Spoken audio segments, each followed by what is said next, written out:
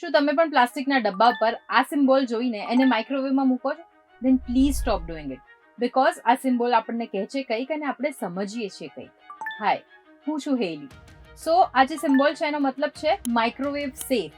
પણ શું ખરેખર આ જે ડબ્બા છે પ્લાસ્ટિકના એને માઇક્રોવેવમાં મૂકી શકાય કે નહીં એ જાણીએ આજના વિડીયોમાં. સો આ જે લેબલ છે એનો મતલબ એ થાય છે કે આ પ્લાસ્ટિક આપણે જ્યારે માઇક્રોવેવમાં મૂકીશું તો એ હાઈ ટેમ્પરેચર પર મેલ્ટ નહીં થાય. પણ એની કોઈ જ ગેરંટી નથી કે જ્યારે આપણે આ પ્લાસ્ટિક માઇક્રોવેવમાં ગરમ કરીશું તો એ પ્લાસ્ટિકમાં રહેલા જે ટોક્સિક કેમિકલ્સ છે એ ટોક્સિક કેમિકલ્સ આપણા ખાવાનાની સાથે ભળશે નહીં. જ્યારે પ્લાસ્ટિક હાઈ ટેમ્પરેચર પર ગરમ થાય છે ત્યારે મેઇનલી એમાંથી 2 ટોક્સિક કેમિકલ્સ રિલીઝ થાય છે.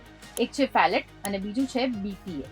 અને આ સેમ કેમિકલ રિલીઝ થાય છે એ પ્લાસ્ટિકની બોટલમાંથી જે આપણે ગાડીમાં મૂકી દઈએ છીએ ઘણા લાંબા સમય સુધી, અને એ બોટલ જ્યારે તડકાના સંપર્કમાં આવે છે ત્યારે એમાંથી સેમ કેમિકલ રિલીઝ થાય છે. અને આ 2 કેમિકલ્સ રિસ્પોન્સિબલ છે જે અત્યારે મેજર કેન્સર ચાલી રહ્યા છે એના માટે. સાથે હોર્મોનલ ઇમ્બેલેન્સ પણ થાય છે અને ફર્ટિલિટી ઇશ્યુ પણ આના કારણે થાય છે. And according to a study, microwave safe labelled કન્ટેનર્સને જો માઇક્રોવેવમાં 3 મિનિટથી વધારે હીટ કરવામાં આવે તો એમાંથી 2 મિલિયન નેનોપ્લાસ્ટિક અને 4 મિલિયન માઇક્રોપ્લાસ્ટિક રિલીઝ થાય છે. ઇનફેક્ટ WHO ની સ્ટડીઝ પણ કહે છે કે નેનોપ્લાસ્ટિક અને માઇક્રોપ્લાસ્ટિક હ્યુમન બોડી માટે ખૂબ જ હાનિકારક છે. સો જો તમે સારું જીવન જીવવા માંગતા હો, થોડું લાંબુ જીવન જીવવા માંગતા હો તો પ્લાસ્ટિકના કન્ટેનર્સમાં ખાવાનું મૂકી તેને માઇક્રોવેવમાં મૂકવાનું બંધ કરો. તમે એની જગ્યાએ કાચની પ્લેટ, કાચનો બોલ, સેરામિક બોલ્સનો યુઝ કરી શકો છો તમારું ખાવાનું માઇક્રોવેવમાં ગરમ કરવા માટે.